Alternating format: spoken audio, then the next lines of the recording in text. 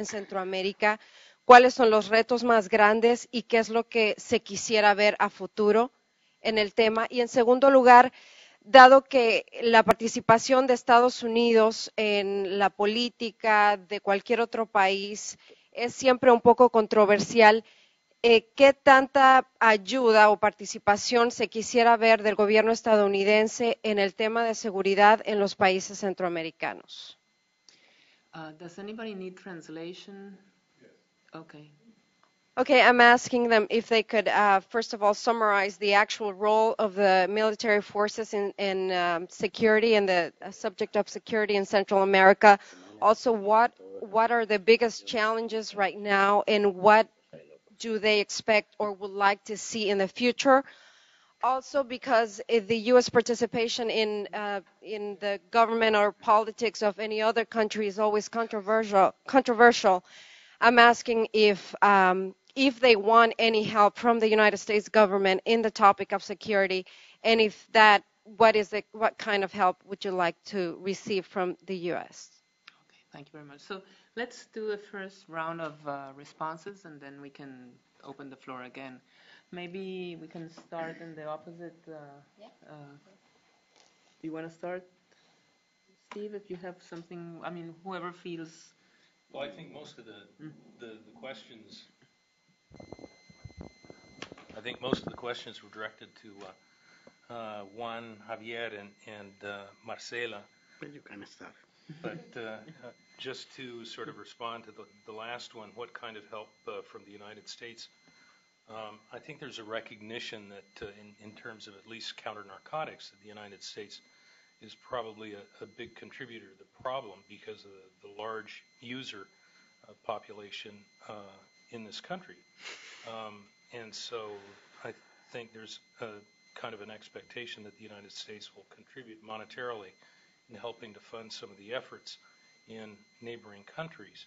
And when you have neighboring countries that have gross domestic products in the neighborhood like Nicaragua of say $7 billion, and you've got an international global transnational crime enterprise that makes something in the neighborhood, I guess the United Nations estimated it at $400 billion, then there's a huge difference in the national capabilities of countries to be able to contribute to this. Now, if you look at, say, Guatemala's defense ministry, which is contributing its military to the police forces in augmenting them in counter-narcotics operations, if they have something like a $200 million budget, if you consider, say, that they've got 80% of that budget that's going to salaries and maintaining people as well as retirement packages, then that leaves about $40 million for supplies, administration, fuel, other things for the entire military.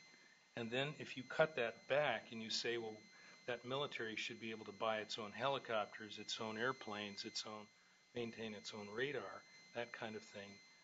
If you go out and price a helicopter these days, you're going to find out that a modest helicopter that you could use for counter-narcotics purposes would be about $15 million.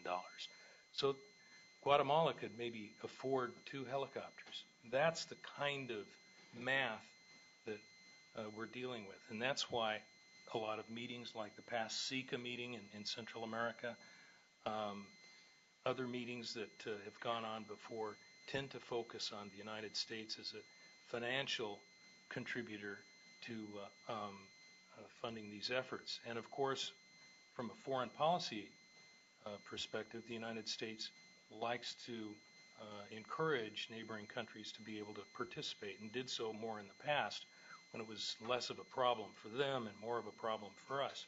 Now it's a global problem with the user populations growing everywhere, not just in the United States, but around the world. And so it is kind of a shared issue. But I think there's an idea that the United States can contribute financially.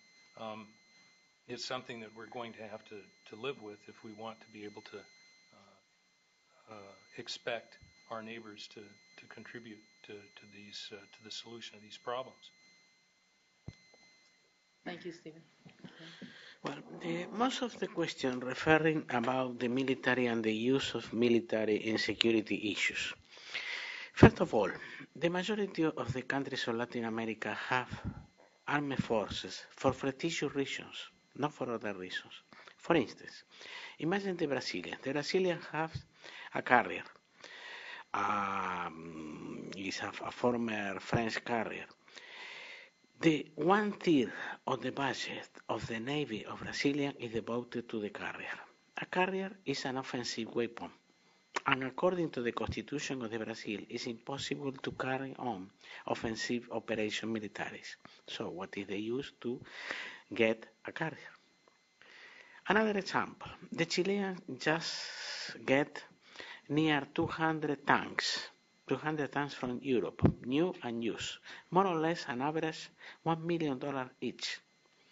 And the cost of maintenance is another $1 million a year. What is the possible use of these tanks? Impossible, null. But what is the reason to maintain this type of organization? For instance, in the case of Brazil, Brazil wants a seat in the Security Council of the UN. It's impossible to get a seat in the Security Council of the UN for a country without an army force. This is stupid, but this is the reality. And the majority of the armed forces, remember, that have an ethos totally different than a security force.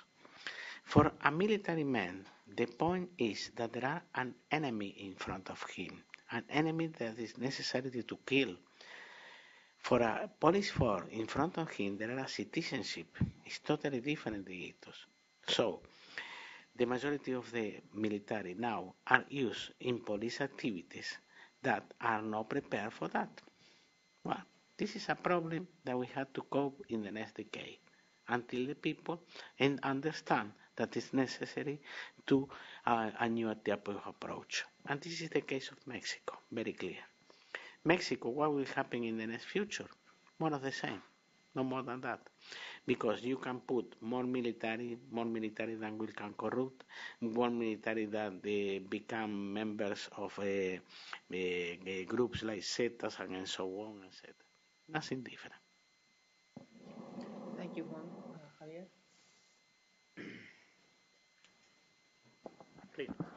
Yeah. I would say that about the humanitarian activities is that in the case of Nicaragua, and I think that most of the countries in Central America, those activities, in that activity are really involved the militaries. I mean, when you think about defensa civil in Nicaragua, it's totally controlled by the militaries. The budget, the planning process, and it's the same case in El Salvador. So there is a political decision that militaries had to get involved in that kind of activity, and the money goes through them.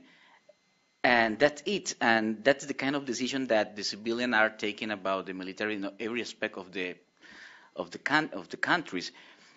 It's because of the lack of institutionalization. People is thinking, the politicians are thinking that most of the problem we have in security will be resolved with the militaries.